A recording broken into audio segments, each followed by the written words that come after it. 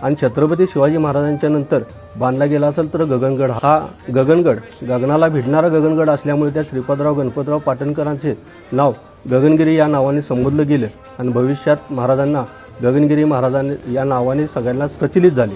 दुसरा राजाभाऊच्या काळामध्ये कोल्हापूरच्या परिसरामध्ये 16 किल्ले बांधले गेले आणि त्याचा कालखंड 1200 साल होता आणि यामध्ये हा गगनगड 1195 ते 1206 सालापर्यंत ह्या गडाचं बांधकाम झालं आणि 1200 सालामध्ये गगनगड बांधल्यानंतर पुन्हा यादवांच्या ताब्यात गेला। यादवांच्या नंतर आदिलशहाकडे गेला। आदिलशहाच्या नंतर पुन्हा छत्रपती शिवाजी महाराजांनी 1657 साली हा गड ताब्यात घेतला आणि त्या ठिकाणी ताब्यात घेतल्यानंतर राजापूरला मिठाचं बंदर होतं आणि त्या बंदराचा कारभार पाहण्यासाठी देखरेखीचा गड म्हणून या ठिकाणी या गडाची नेमणूक झाली आणि त्यावेळी गडाचे पूर्वीचं नाव हे गुप्तगड म्हणून होतं।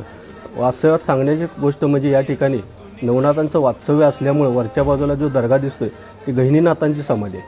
म्हणजे ज्या ठिकाणी वीट फेकली विठलाईचं स्थान जे निर्माण झालेलं आहे ते स्थान त्या ठिकाणी आहे। म्हणजे मच्छिंद्रनाथांचं आणि गहिनीनाथांचं या ठिकाणी वास्तव्य होतं म्हणून या गडाला वैशिष्ट्य आहे आणि धार्मिक स्थळ आहे। म्हणून छत्रपती शिवाजी महाराजांनी सुद्धा या गडावरून कधी युद्धाचं कधी हे केलं नाही, फक्त आबादित ठेवण्याचं काम या ठिकाणी केलं।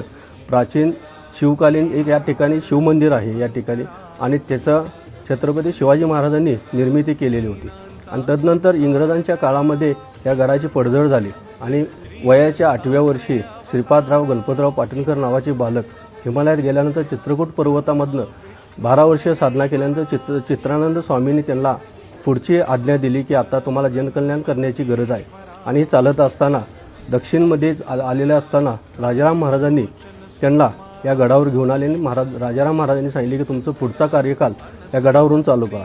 अंदाजे साल सांगतो की 1928 किंवा 1929च्या साली महाराज या ठिकाणी गडावर आले आणि तिथून हा गडाचा जीर्णोद्धार चालू झाला। हळूहळू भाविकांची ओढ वाढत गेली आणि डेव्हलपमेंट होत गेलं आणि छत्रपती शिवाजी महाराजांच्या नंतर बांधला गेला असेल तर गगनगड, हा त्याच्यानंतर हा गगनगड गगनाला भिडणारा गगनगड असल्यामुळे त्या श्रीपादराव गणपतराव पाटणकरांचे नाव गगनगिरी या नावाने संबोधलं गेलं आणि भविष्यात महाराजांना गगनगिरी महाराजांनी या नावाने सगळ्यांना प्रचलित झाले।